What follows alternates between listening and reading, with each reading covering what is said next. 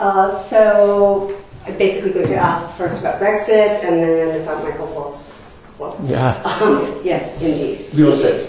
Thank you. Are we good? Okay, thank you. So when you talk about giving people the chance to rethink their decision on Brexit, what do you mean? When we voted to leave the European Union in June 2016, we obviously at that stage, you hadn't had the Brexit negotiation, and we didn't know what the alternative deal is that the government would present to us. Over the course of 2018, we will see the deal. And my point is very simple, that we should have the right to rethink once we can make a proper comparison between what we have now in the European Union and this new relationship the government is negotiating.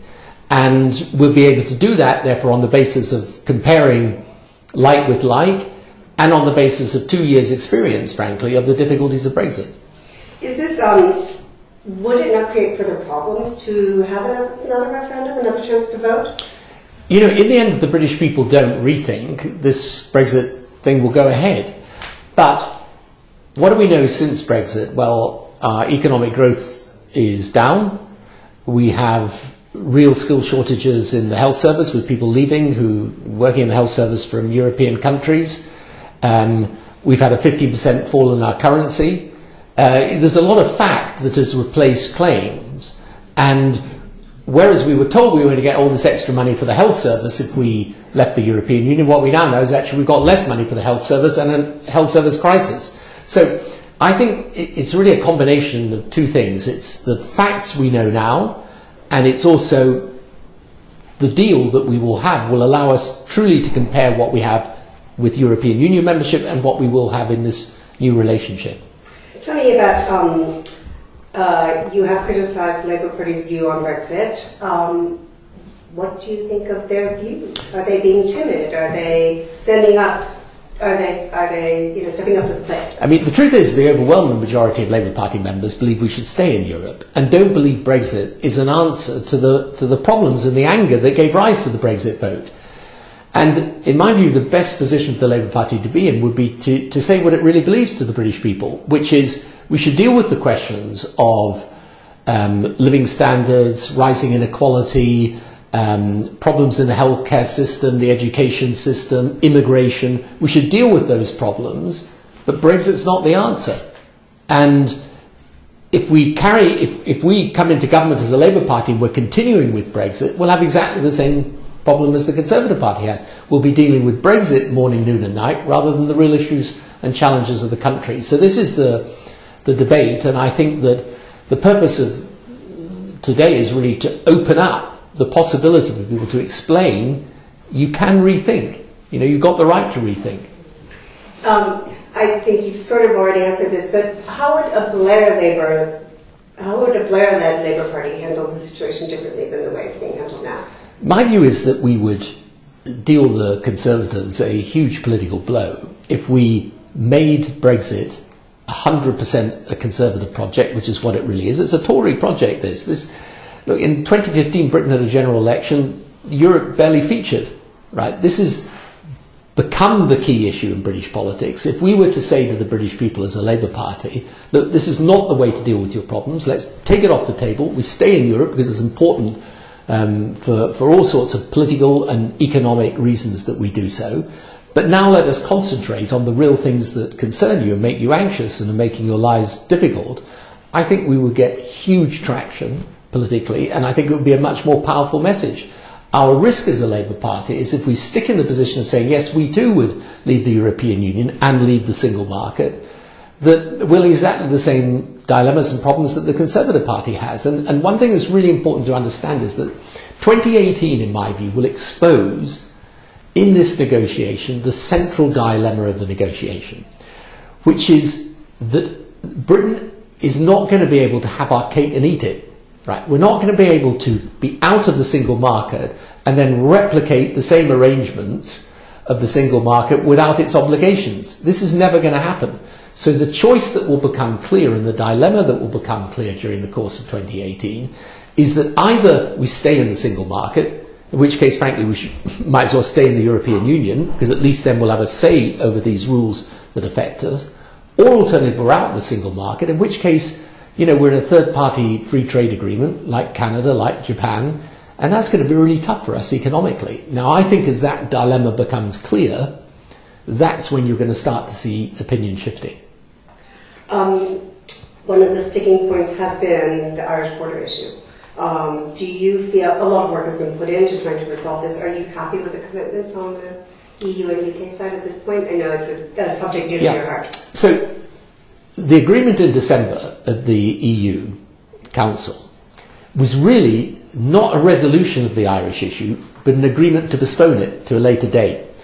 And the truth is the Northern Ireland question is a metaphor for the problem of the whole of the negotiation.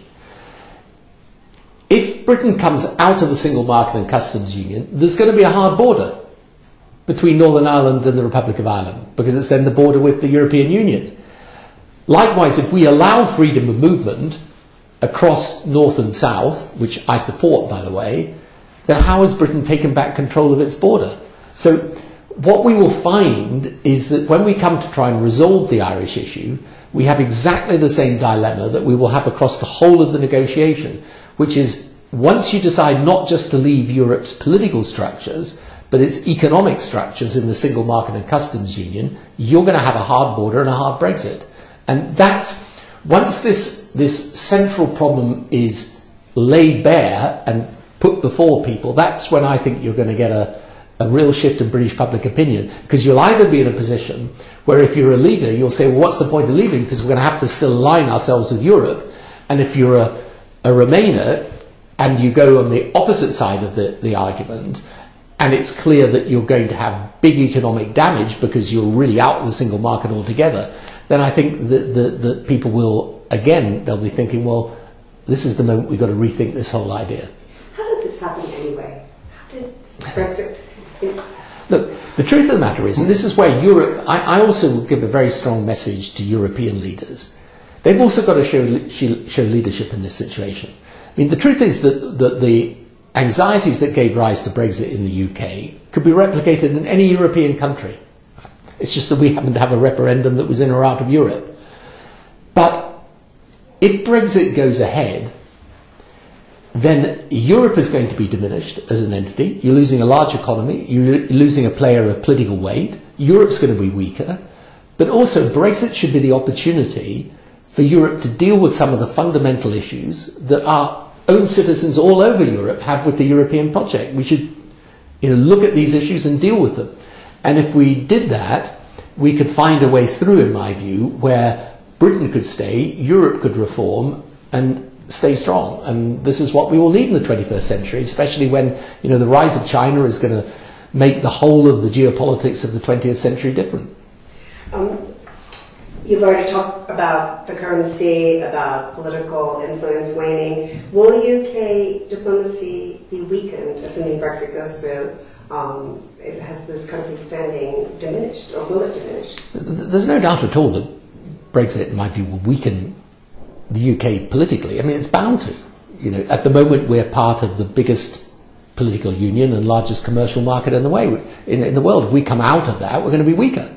I mean, and the idea that we're going to replace the trade deals we have within the European Union single market with some trade deal out in the Pacific or over with NAFTA in America, I mean, it's a fantasy. So we will have less weight in the world. And that's another reason why, in my view, it's so important for Britain to stay, or at least, if it's going to leave, to leave in the full knowledge that you've decided that you're going to weaken yourself. I mean, I've likened it to, the country deciding it's like a Premiership football team deciding they're going to play in the league below. I mean, you will relegate yourself as a country because you're not part then of that strong bloc. You therefore lose a major alliance that's a big part of your power. And even with our alliance with America, frankly, Britain is going to be less influential outside of Europe than in it. Forgive me, I just see your wire hanging a bit, and I just need to tidy that up a bit. Do you really think there's a hope that Brexit could be stopped? My biggest anxiety today is that there is a kind of fatalism in Britain, but also in Brussels, frankly, as well, which says, it's just going to have to happen. No, it doesn't have to happen. We have the right to rethink in Britain, and Europe should think very carefully about the real consequences of Brexit on European power and influence and weight going forward. The truth is, it's very bad for Britain, Brexit, but it's also bad for Europe. And what I'm saying is, until it happens, we've got a sovereign right to rethink. You know, European leaders have got to show some leadership on this issue and understand, of course, you know, that they've got to negotiate in a proper way with Britain and in a reasonable way, because, you know, at the moment they have to work on the basis Brexit's happening. But they should leave open the possibility that if Britain does start really to rethink this, then the European door remains open. Moving on to a subject I'm sure you really, really enjoy talking about, Michael Wolff's book. Tell me what you thought when you heard what he's written. I mean, this is an example of the crazy way news and politics works today. I mean, this story was never put to me, by the way, before it was written in this so-called book. It is a complete fabrication from me beginning to end. I've never had any such conversation, not in the White House, out of the White House, with the person in the White House, with anyone else, at any time, any place. And to anyone who actually knows about these things, the idea that the British intelligence services would start to interfere and spy on American presidential candidates is utterly absurd. So anyway, there it is. This is the way it happens. You know, this thing's written.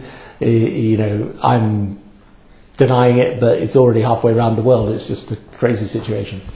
Tell me if you have met with Jared Kushner, and tell us what kind of things. I mean, by the way, my meetings with Jared Kushner are a matter of public record. That's about the Middle East peace process, which I retain a real interest in. It's got nothing to do with so-called surveillance of Donald Trump during the election campaign, which, as I say, is a complete fabrication and utterly ridiculous. And also, forgive me, but you know, in the book it said you were angling for a job. Yeah, this is the repetition of something that, at the time, because my meeting with Mr. Kushner was public at the time, I said was nonsense, and it is. First of all, I have absolutely no desire to have an official role with the US. Secondly, I've never sought one, and thirdly, I've never been offered one. So, thank you for putting that to bed. If I could, I wanted to just ask about Iran, a couple questions. So, the situation there, is that going to damage the democratic process? No, I think what's happening in Iran is very significant and important. You know, it's obviously driven by anxieties over living standards and rising prices and corruption. And probably, you know, the truth is the Iranian regime is a very autocratic regime, but it's also a theocratic regime, you know, based on a particular view of religion running the country. And, you know, my view is that we should strongly support from Europe people all over the Middle East who want to see religiously tolerant societies and rule-based economies, because this is the future of the Middle East. And, you know, it's not for us to interfere in the situation in Iran, but when those people are out in the street protesting, insofar as they're protesting in favour of those principles, my view is we should support them there and everywhere in the Middle East. Is it possible that these protests will somehow curtail Iran's foreign policy? Because people are saying, what about us? You mean? People are concerned about their own, about food on the table, about their lives, about sanctions. Could this perhaps alter Iran's foreign policy in the Middle East? I doubt, frankly, that the Iranian authorities will do anything other than try and just suppress these protests. But to anyone who studies the policy of Iran around the Middle East, it is essentially to try and export this theology or ideology and to destabilize the Middle East through the support of various extremist groups. And the fact is, if that policy were to change, the Middle East would become immediately more stable and have a better chance of progress. But I think it's unlikely, frankly, that you will see much change in the policy of the Iranian regime. But I think it's also very important that we in the West distinguish all the time between a regime with whom we have profound differences and an Iranian people who are smart, capable people, and frankly, if they had a different form of government, would be a positive set of players in the Middle East. So one last question, really, I promise one last. Hopes and fears for 2018? It's a big question. Well, for me, this is a very simple issue because Brexit is the dominant issue of my country, and I think of Europe for 2018. And my hope is that it doesn't happen, and my fear is that it does. So it's pretty simply encapsulated. Excellent. Thank you so much for your time. Thank you. Really appreciate it. I could just ask, what would your advice be to Donald Trump on dealing with the Middle East? I don't really have advice to give him. So All right, that's fine. I don't think I really want to get into more of. I think I've done enough of me and the White House. 55 seconds, so we've got an extra 55. Thank you.